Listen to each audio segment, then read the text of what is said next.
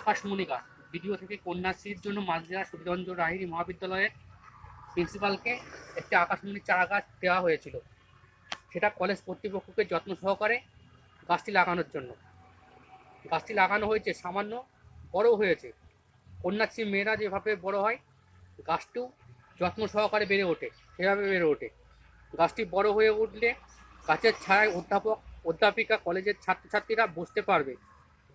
এই আকাশমণি গাছটি মাঝরা সুধীরঞ্জন লাহিড়ী মহাবিদ্যালয়ের এনএসএসের আমি বিশ্বজিৎ হালদার, ডাকনাম পূর্ণ, জল দিই এবং পরিচর্যা করি। এটা হচ্ছে আকাশমণি গাছ। আকাশমণি গাছ